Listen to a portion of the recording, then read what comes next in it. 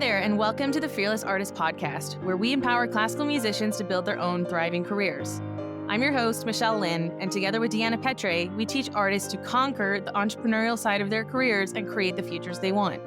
We are two freelance classical musicians who have lived and worked in Europe for a decade, and together we started the Fearless Artist Mastermind, a coaching company created to teach classical musicians how to overcome fear and take action on building their dream careers. In each episode, we will explore the intersection of artistry and entrepreneurship, teaching you the fearless mindset with practical steps and strategies to build a sustainable career. Get ready to build your own artistic brand, find a supportive community of musicians so that you don't have to figure out everything alone, and earn a living that you deserve. We believe that you can be a thriving artist and not a starving one, and we are redefining what it means to be a classical musician in the modern era. Hey everybody, welcome back to the Fearless Artist Podcast. I'm your host, Lynne, and today I'm happy to have on Thomas Zera from the Subpool. Welcome, Thomas. Hi, Michelle. Thank you for the invitation. So great to be here with you. Yeah, absolutely. I'm just getting to connect with you a little bit before the episode, and we were talking about this great initiative that you've just launched, which is how we found each other on Instagram. So I'm happy if you introduce yourself to our audience today, and we'll go from there. Absolutely. I love the Fearless Artist, by the way. I've done a bit of research on what you're doing for the freelance community. I think it's a tremendous resource. So I'd like to thank you for being here and for doing this for the freelance community. Oh, that's very kind. Thank you. So my backstory is I grew up in Buffalo, New York. I'm a double bassist right now with the Utah Symphony and founder of the Subpool. I went to my undergrad at the Hart School of Music and my master's at Juilliard, and then started a performance career with the New World Symphony in Miami Beach, Florida. Then headed off to Buffalo. I was there for 4 years, or 3.5 years or so. And then first full-time job was the Syracuse Symphony, which I was, I think, a member of for about 24 hours before I won a job in the Buffalo Philharmonic. Okay. So then, not too far away. Yeah. So I was taking any art. And it was quick and nearby, 3 hours away. So I was just out in New World and taking every audition that was around, and Buffalo Phil was there, and that was my hometown. So it was great to play there for a year. And then within a few months of that, I won a job in the Utah Symphony and took that job. And I've been here as a section bass player since 1999. Okay, fantastic. So fast forwarding to 2016 through 18, I was playing here in Utah for a number of years. And I came up with an idea to take a sabbatical and study how the bass sounds differently, or how an orchestra sound differently in different halls. So let's say I was substituting in Minnesota because I had some dear friends in the Minnesota orchestra. So I would play in Utah, and then and my breaks from here, I would go to Minnesota and I'd substitute there, and I would play. And I got to do that for a number, I think, starting in 2004. So it was quite a while. And I came up with this idea of how I play differently in Minnesota. And why do I play differently there? Well, because the bass players play differently, the orchestra plays differently, the hall is different. So I took upon myself a sabbatical study to travel the country between 2016 and 18 and try and play in as many different halls and on as many different stages as possible to study the differences in the bass sections, how my bass sounds different on different stages, to try and assess or figure out or surmise why the orchestras sound different in different places, like how one orchestra will play Beethoven 5 similarly or differently from another orchestra. And while I was doing this, driving all over the country between Nashville and St. Louis and Cambridge, where I was living, and I was driving all around thinking, I'm limited to the number of orchestras I can play in based on who I know. So it's only my old colleagues from New World or from Juilliard. I will call them up and say, hey, I'm doing this thing, how can I come and play? And they said, well, we can't offer you a membership in the orchestra, but we can have you come in as a substitute. Mm-hmm. So when somebody gets sick or there's a vacancy, we can ask you to come and fill in as a substitute. And I started putting these pieces together. And I utilized the nature of the substitute in the orchestra to be able to go and do the sabbatical study. So I was traveling around. I played with 11 different orchestras, including some some pretty big orchestras like the Cleveland Orchestra and the Philadelphia Orchestra. San Francisco Symphony was a lot of fun. Nice. But I was using the substitute concept to be able to go and play, to be able to afford to go and play, because it's as we all know, it's very expensive to travel and perform. Yeah. So two things happened during that time. I came up with the idea of using the substitute nature of the need of an orchestra to have a substitute in order to play different places. And then secondarily was thinking, I'm limited to only who I know. What if there was a resource that allowed me to advertise to all these orchestras that I'm available? Somebody like me, a bass player in a tier 1 orchestra, a group 1 orchestra, is available to substitute on, let's say, these dates or whatever. And that idea has been incubating since about 2018 until about 6 or 9 months ago, when I started thinking about how to create this resource. And I started doing some research. I started reaching out to musician colleagues, reaching out to freelance people that are freelancing in the modern day that I know. And I started reaching out to managers. I reached out to my resources in the League of American Orchestras, executive directors, presidents of symphonies, to gauge whether this sort of thing was, number one, needed, number two, wanted, number three, does it have any value? And there have been no barriers whatsoever. It seems like, and maybe you may know this because of the nature of what you're doing, your resource that you've created to support substitute or freelance or traveling musicians, that there's a need for that sort of support. There's a need for that sort of connectivity, and there's a need to traveling and freelance musicians always are looking for more work, as far as I can tell. And so this is a resource that enables them to advertise themselves for this short-term work in orchestras, whatever manager is looking for musicians that would match up with what they can deliver. Mm-hmm. Fantastic. Deanna also subs with the Minnesota Orchestra, so it's nice that you mentioned that. So I'm curious, as a non-orchestral musician, obviously I'm a pianist. Typically, I understand that orchestras have their sub list when they need someone. So how does the Subpool fit in?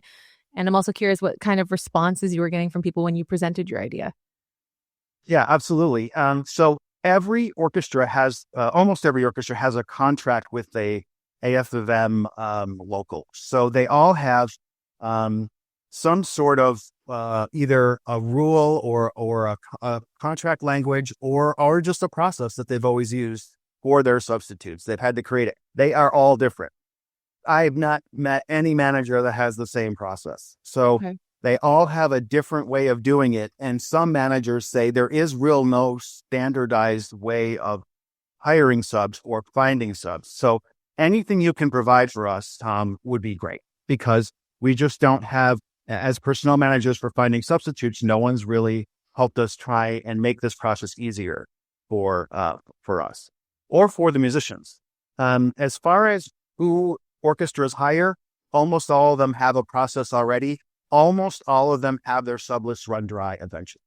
Okay. So they almost always run out. Sometimes, like let's say, a lot of times a principal player will be in charge of creating a list or giving names to the manager, a call list, let's say, a run call list. And almost all the time they run dry at some point, because freelance musicians can get busy at certain points. Sometimes they're needed at the last minute and they're already booked someplace else. Right.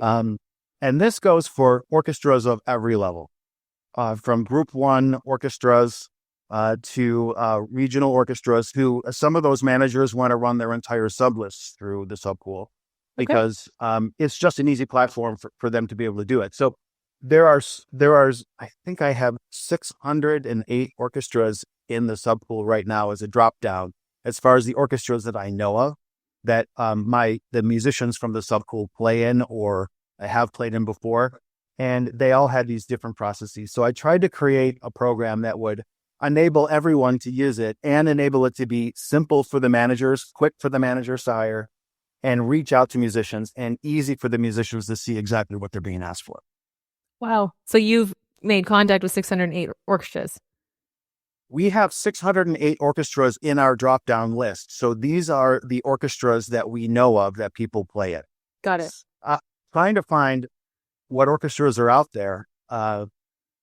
Where do you find them? I mean, you might find them on IRS data. You might find them on Bureau of Statistics. They're hard to find, actually. Okay. And they're hard to find orchestras that actually, are different from civic orchestras that sometimes don't pay their musicians or pay them very little. Or they do civic orchestras will sometimes have musicians play just for the fun of it. And so that's different than a regional orchestra, which is a non-for-profit that actually pays the musicians living wages and so forth. So trying to find these orchestras. There's no existing database. There isn't an existing database. There's not one database that I've found yet. I found a lot of data. I think we are. I think we will be. I think we are for this sector. Yeah. So there's also youth orchestras. Right. There's also military bands, which is something that I never thought of until a military gentleman musician got a hold of me and said, "Hey, what about us? We love to play things that are not John Philip Sousa. We would love to play." So I added 110 military bands to the list of where musicians can, when they log on, they create a profile and they give their work experience, where they're members, where they've substituted, and the system puts those in a format that's really easy for the managers to see. Okay. So when they do a search, they can just look at their computer or their phone and see the history of where these musicians have played, and to make their process of finding subs quicker and easier. Okay, fantastic. So yeah, my next question was, how does it work? So you're starting to explain that. A musician comes on, makes a profile. Do they also request for orchestras to look at them, or how does it work? No. So right now, what the need comes from a manager. Not all managers need subs every week, but they do need them either for short term, what's the word? Soon, or further down the road. So let's say they know someone is going to take leave in June or May. So they may hire now for June or May, or they might have a violist that became sick immediately, got a phone call and needs that, and their sub list is dry, and they need to jump on and find a violist right away. So what a musician does, the musician profile is free to sign up, and they just go on the website and they put in their instrument and their or instruments. So you can actually put in a work history for more than one instrument. So let's say a pianist can put in, we've selected a few different instruments per piano, like jazz piano, classical piano. And I think we may have even divided out organ or harpsichord possibly, but like a work history for a pianist could involve multiple instruments. Sure. Or it could involve, trumpet players could have like a piccolo trumpet, and then or jazz trumpet and classical trumpet. So they pick out their work history, they add their work history, and then they are members of the Subpool, and they can be searched by managers. So it's a very simple and quick process. And then managers, when they do their searches, these musicians can show up in searches. We also, so those are the minimum requirements that we ask musicians to fill out. They can also decide where in the country, in the U.S. and Canada. So we have U.S. and Canada right now, where in these countries and regions they want to play in. We've divided the country into what we like to call, I've done a bunch of research on where musicians are likely to travel in a grouping. So driving distance or relative driving distance, relative to the number of orchestras. So we created regions like Northeast, Mid-Atlantic, Southeast. And musicians can choose to be selected only in these certain regions if they want to be. Okay. If they only want to play in the Northeast, they'll only select, I'm only available for orchestras that want me to come to the Northeast. Because travel costs are on the musician, I'm assuming. That's correct. Right. So then they can say, or if you have a family across the country, you can say, I'd like to be guest there, so I can. Which is what I say all the time, because I have family that live in the Tampa area, and I would be happy to play in the Florida Orchestra, to go down and play there and visit my family, or Yeah, I'm always looking Or to get back to Canada. Yeah. Yeah, absolutely. I mean, and every musician has a different reason for going to a different town. They could have a friend. They could just want to travel. They, like me, sometimes are a little bit tired of the winter and would love to go someplace a little warmer, Right. Yeah. Even if that's only St. Louis this time of year, which could be in the 50s or 60s versus 20s and 30s, in the north. So anyway, it allows maximal flexibility for musicians and also creates communication between managers and musicians. So for managers, the value statement for managers is you're meeting people that you were not connected to before. Right. So your principal has a sub list. The sub list runs dry. You go to your principal and you say, I need a section person to play next week. And they're like, I don't have anyone. Just see who you can find. Now the manager has a tool to say, okay, these people say they're available. I've connected with them. I've done a search. They tell me they're available to come and play. They can take their phone up to the manager and say, I have these few people. Would you like me to invite one of these? And they would say probably yes to one of these. And they can hire them within a few minutes, send documents back and forth. The musician can be contacted very quickly because we've enabled an SMS feature also. Oh, so great. And that was a request from the managers. And I think this is probably a great idea. I check my phone all the time. Yeah. But not every musician does that. Sometimes it takes them a day to get to their emails, where SMSs it goes to the musician much more quickly and they're more apt to respond to an SMS. So we just added the SMS feature to every request from the manager. Okay. Hey, everybody, real quick, I just want to say that if you are struggling to post on Instagram, first of all, you are not alone. Most musicians are sitting there scrolling and not knowing what they would actually post about. Second of all, if that's you, then I have a free gift for you. It is our free guide, 10 golden rules to posting on Instagram as a classical musician. If you follow these 10 rules, you will grow, you will get more followers, you will get more views, you will know what hashtags to use, you will write captions that are interesting, and you will build an audience. And guess what a bigger audience gives you? More concerts. That's right, everybody. So all you need to do is DM us on Instagram at the Fearless Artist Mastermind. Just write golden and we will send you our free guide. Hope you love it, and thanks for listening.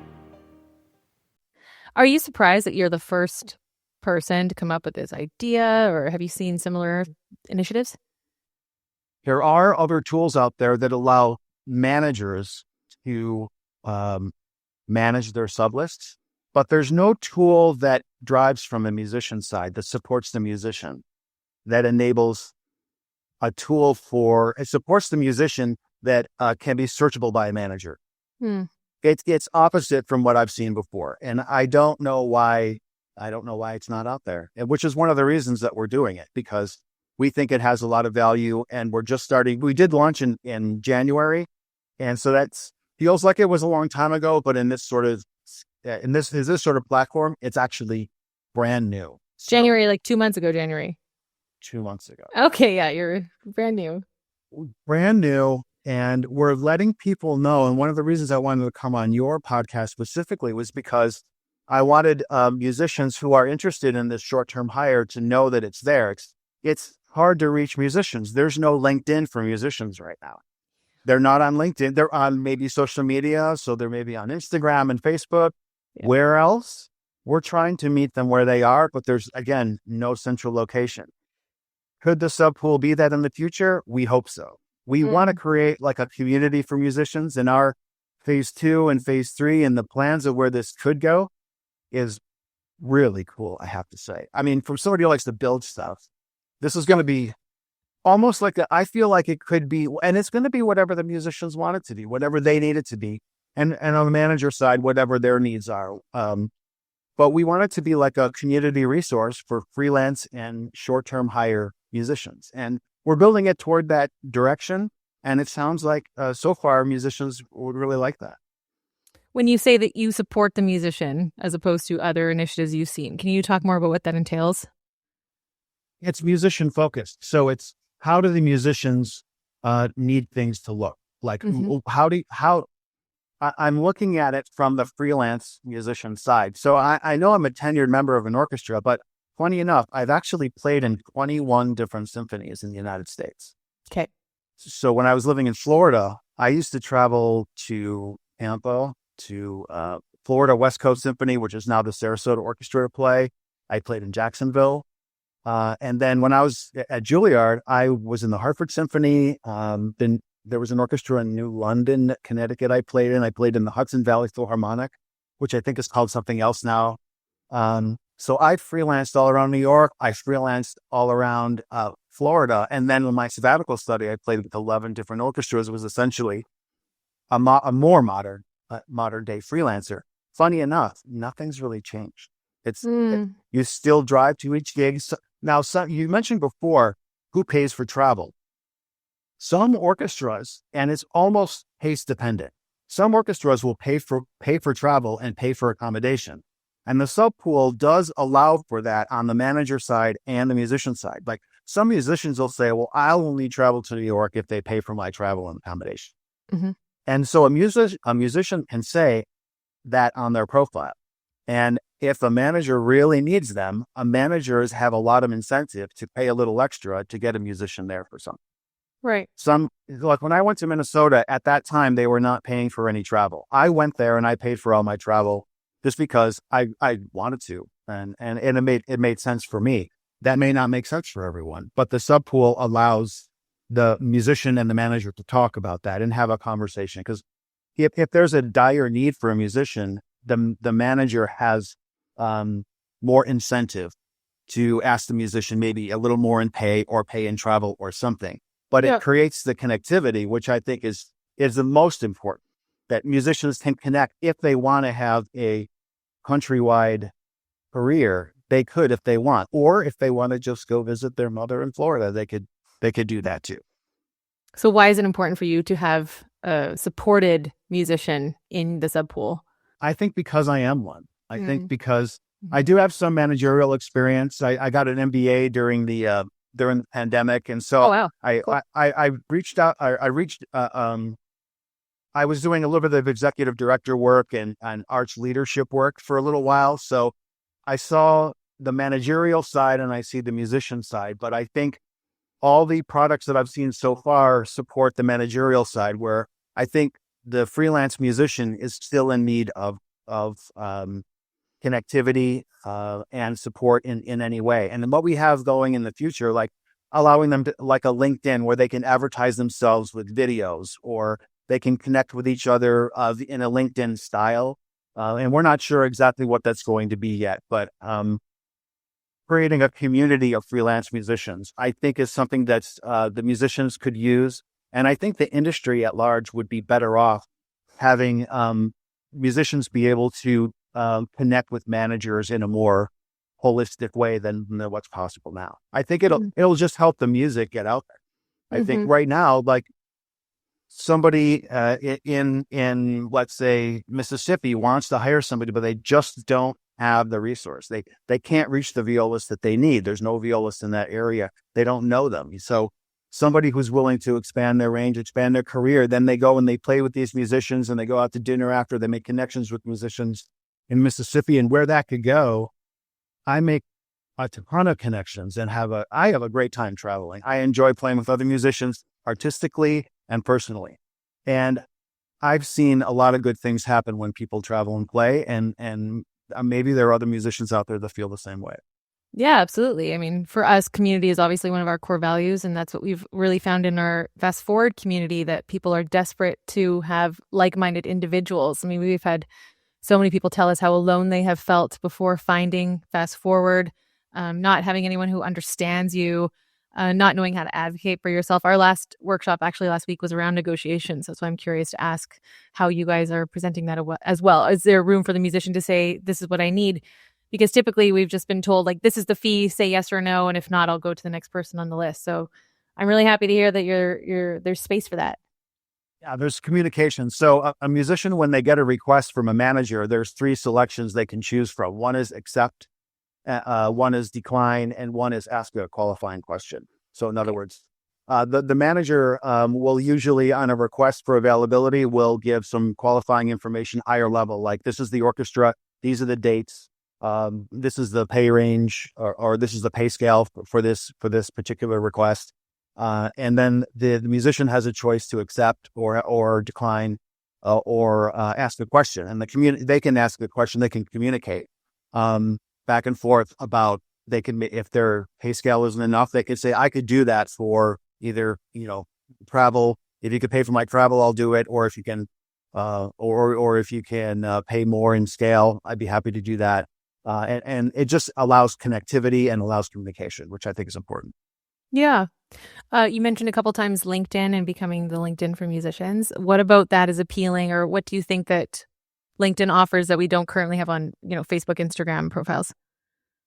I think being in one central location where everyone could be for just musicians. Right now, those platforms are for all kinds of disciplines. So I wouldn't say it's diluted. I would say that it's not always easy to find what you're looking for, where this community, I think, could be tight-knit enough to support its own platform, really, and to have one place so there's, what I say, 608 orchestras. How many contractors are out there? Touring groups. We start going into international, and I haven't done the research. I don't even know, but I can imagine there's a lot. So having a resource where musicians can advertise themselves, like YouTube videos or press photos, or even snippets of their performances, or they can list immediate performances. One central location for musicians to be able to tell people what they do and why they do it, and then even communicate, and then maybe forums. There are all kinds of things being thrown out there. The more meetings I have, the longer my list of what happens in the future becomes. And it's getting full. Okay, so you said you're a builder. So what are you willing to share some other these phase 2, phase 3? Like what are you building? So I've already mentioned a few of these things, like connectivity with musicians to be able to talk to each other, groups. I'd like to make the profile more robust and more visual also. So I'm seeing some my resume was black and white paper and ink, where I think a resume for a musician could be digital, and it could be audible, and it could be so much greater. Like what if you could promote yourselves in ways that wasn't just a black and white piece of paper? And so we're looking into ways but it's already being done. Like people can already put their music on YouTube, but how can that be all in one place together in one profile, where you have everything easily seen, easily heard? So there's these sort of things. Functionality wise, I think the industry is going to take us in different ways. So managers are going to need things in the future, like functionality on the manager side. How can they manage their sub list more effectively? So they're starting to tell us little things that they would like. So adapting that on the musician side, I see it being more of a community-based interactive tool where musicians can really show their what they do, or sound, how they sound the best. They can promote themselves in the way that is most advantageous to them, for managers to look at, search, and find that musician that would be the perfect fit for their particular situation, whatever that might be. And future connectivity could be all kinds of things, and we're not sure where it's going to go yet, and maybe it hasn't been invented yet. Maybe this will be the forum that creates something that's new out there, and in a way that musicians can advertise themselves. But so what? Support, yeah, go ahead. Yeah, support. I wanted to mention the support part.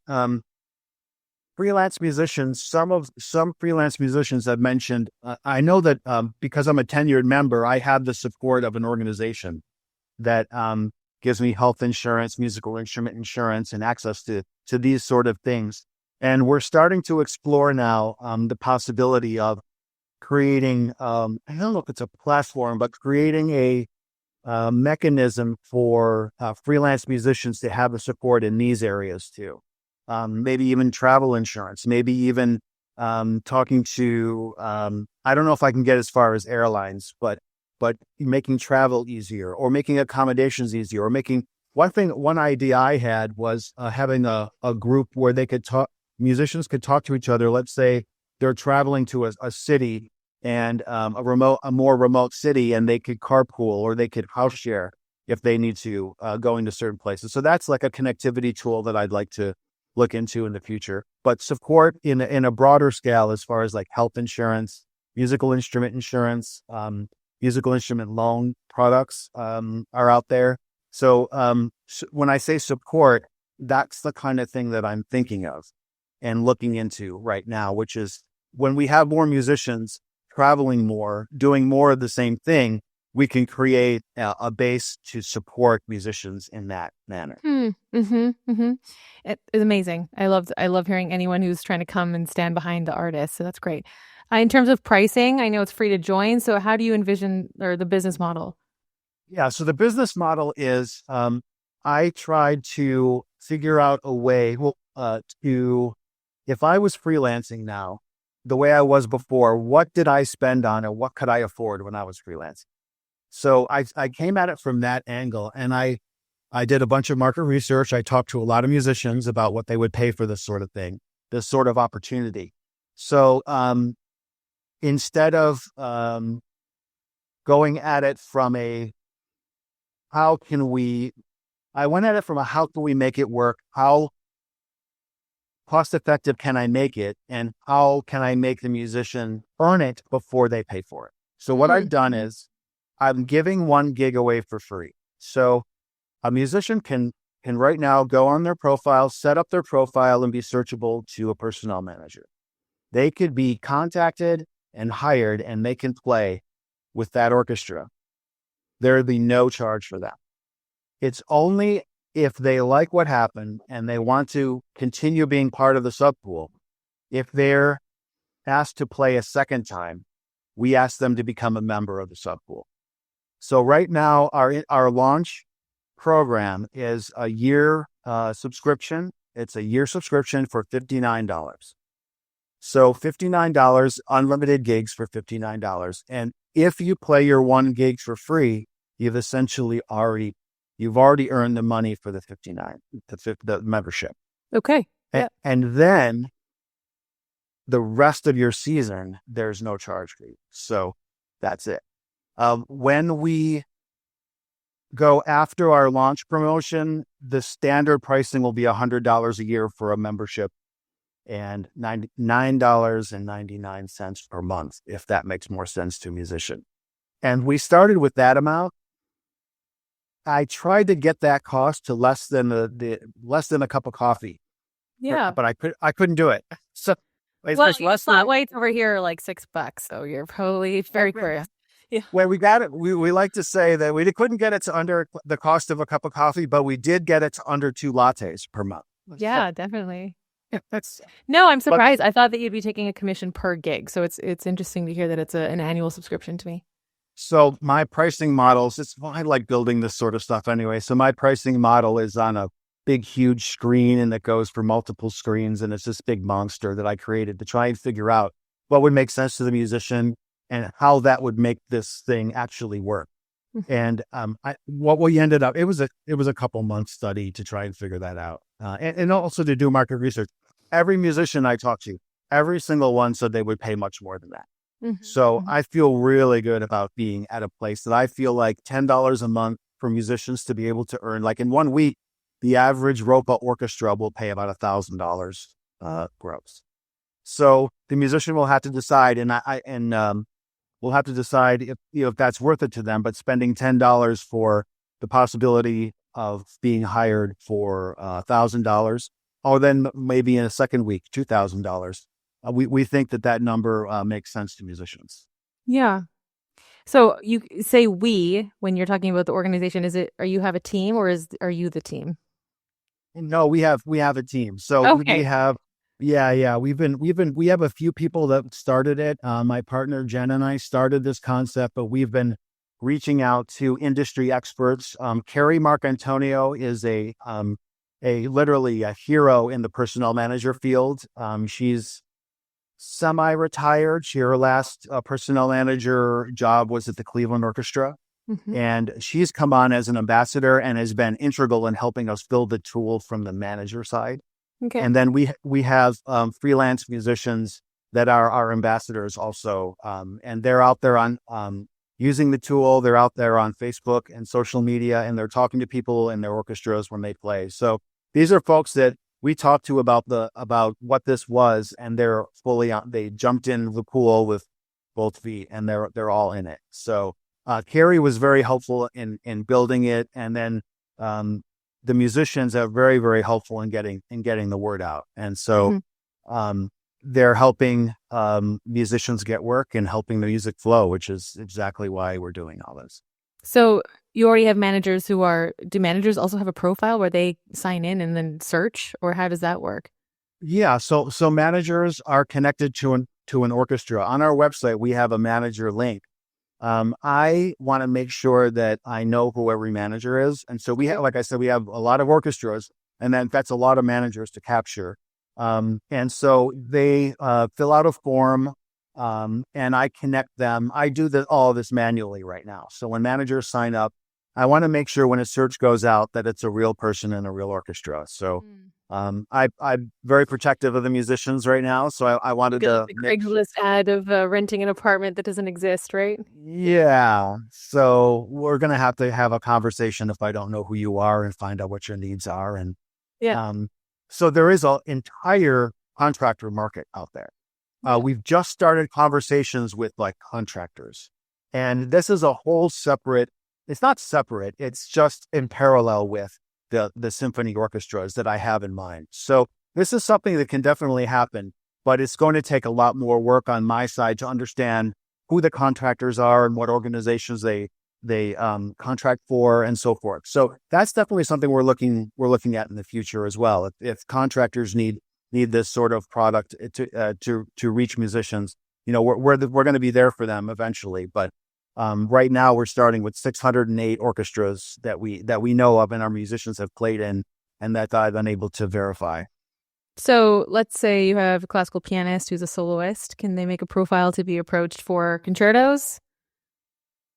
I don't think that this platform is set up for solos and concertos. Okay. I think that's more of an artist representation. Okay. We're not representing artists. We're just in a place to help musicians or help managers find short-term hires. So Got it. We may end up in that kind of place if there's a need in the industry, but I know that there are a lot of artist representation firms out there that seem to be doing very well. I don't know a lot about that world. If the industry takes us there, if there's a need for it, we will certainly support. I just thought of it because one of our Fast Forward members, she posted her playing Rhapsody in Blue on her Instagram. And then the Alaskan Orchestra, their soloist, had to drop out because they were sick. And a friend of hers had seen her posting it on Instagram and said, hey, she knows the concerto. She's ready to go. And they called her and she got flown out to Alaska to go solo. So Awesome. There are these moments where that last minute jump in might work for a soloist. You never know. We're just starting and we're getting suggestions from all these people. And if somebody tells me they need that, we can certainly create a conduit to help that part of the industry. If there's a need for that, we'd be happy to be involved. Yeah. Well, as soon as that happens, I'll sign up for a profile as a pianist. Tell me about like a challenge or a setback you've had with starting this project. Because you're talking. Obviously, it's a wonderful initiative and things are going well, but I'm sure on the storyline, there was some ebbs in the flow as a fellow entrepreneur. Yeah, there should be. And I want there to be more. There aren't. Okay, great. Well, I took the approach. I am going to pitch this concept and wait for someone to tell me why I shouldn't do it. Mm-hmm. And I never got anyone to tell me. And so we just kept going. And now we built it and now it's running and now people are searching and people are playing. I would say the only, I wouldn't even say it's pushback. I would say I would expect to get more attention from smaller orchestras like group orchestras like ROPA and IXAM. IXAM are some of the larger orchestras, but there are some musicians who have said to me they're worried about the substitute pool being available to managers that would replace them with other musicians from not their region. Mm. And I have not seen any evidence of that anywhere. I had not seen, because I know that managers covet their musicians and they need musicians. I'm not sure why they would purposefully replace a musician. And having a musician be better or worse is really subjective. It's a musician could be a perfect fit culturally for an organization, no matter how the performance goes or doesn't go. There's a lot that goes into the perfect fit of a musician in an orchestra, which of course we have nothing to do with. We just put managers in touch with musicians. So we and it's mainly meant for when the manager doesn't have any more choices. I know that managers have told me that they don't have anything to do with artistic decisions. They fill the spots that their music director or their principals tell them, and they essentially do what they're told. And if they're told to go find a musician, they need to go do that somehow.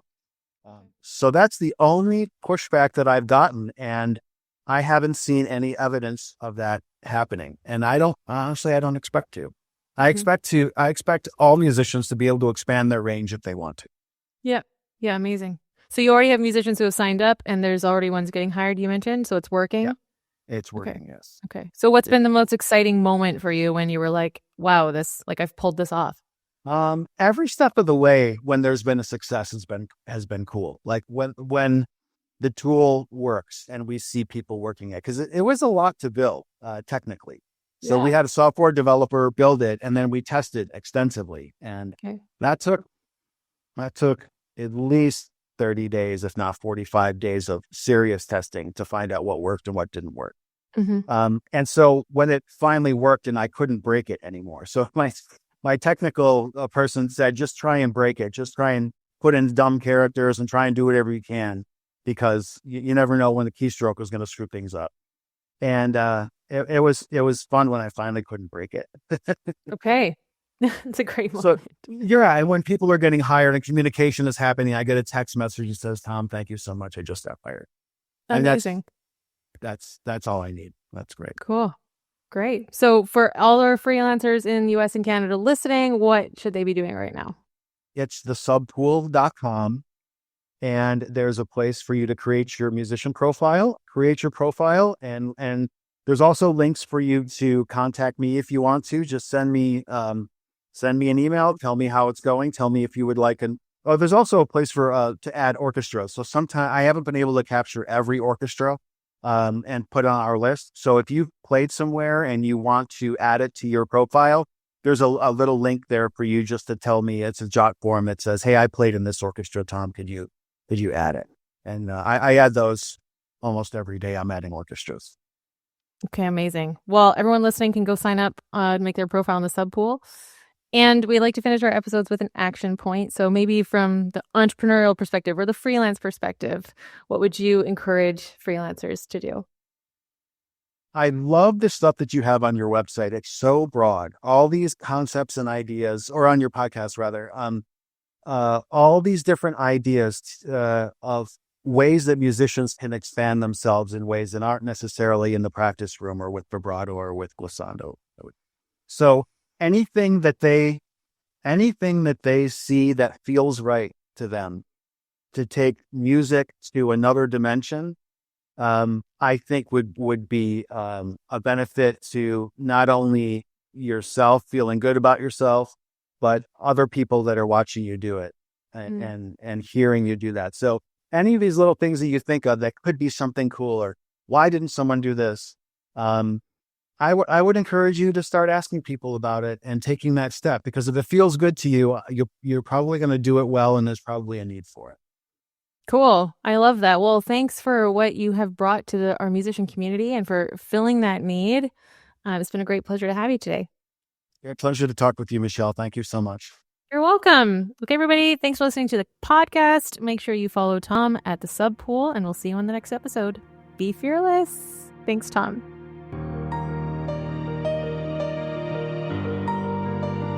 Thank you for listening to the Fearless Artist Podcast. If you found today's episode inspiring, hit that subscribe button and don't forget to share this podcast with a friend. To join our membership or one of our coaching programs, visit our website at thefearlessartistmastermind.com. This episode was produced by Pokey Huang at PH Media Studios in New York City. We're Deanna and Michelle, encouraging you to create your own opportunities and to go after what you want. You have what it takes to build the career of your dreams. Until next time, be fearless.